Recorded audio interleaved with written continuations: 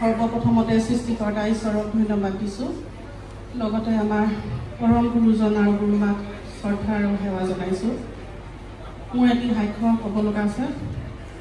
মোৰ সাক্ষ্যটো হৈছে আমাৰ সন্তান দুটা আৰু পেহীয়ে আমাৰ গাড়ীখনত ফুৰিবলৈ বুলি পেহীয়ে ওলাইছিলোঁ আৰু আন এখন গাড়ীত এহাক আৰু তেওঁলোকৰ বন্ধু কেইজন গৈছিলে।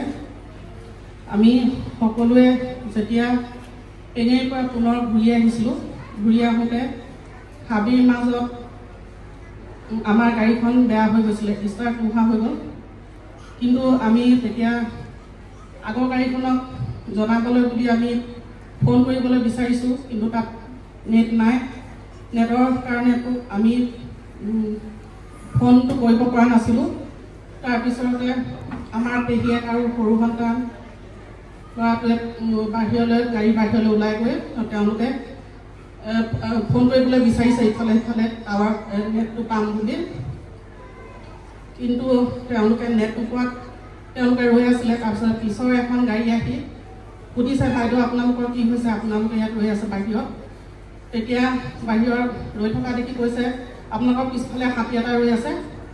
হাতীটো ৰৈ থকাৰ কাৰণে আমি দেখা নাছিলোঁ, পূৰা আন্ধাৰ হৈ আছিলে, ৰাতি সন্ধ্যা 6 বজাৰ সময়ৰ কথা।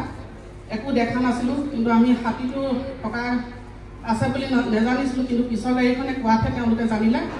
আৰু মই গাড়ীত বহি পেলাই গীতমালা চকী সৈতে হাতপতটো মাতি আছিলোঁ।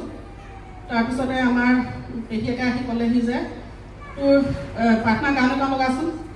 আকৌ তাই নিজে কৈছে যে নেট নাই, কেনেকৈ লগাবি।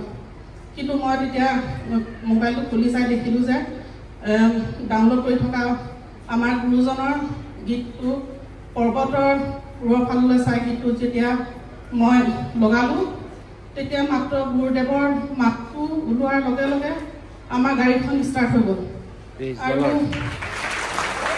গাড়ী ষ্টাৰ্ট হৈ যোৱাৰ লগে লগে মই ভাবিলোঁ এতিয়া আৰু হাবিখন পাৰ হোৱালৈকে মই গুৰুজনৰ এই গানটোকে লগাই যাওঁ। সেই গানটোকে ডাউনলোড কৰি থোৱাৰ কাৰণে ঘূৰাই ঘূৰাই সেই গানটোকে লগাই আমি হাবিখন পাৰ হৈ আহিলোঁ। Praise the lord.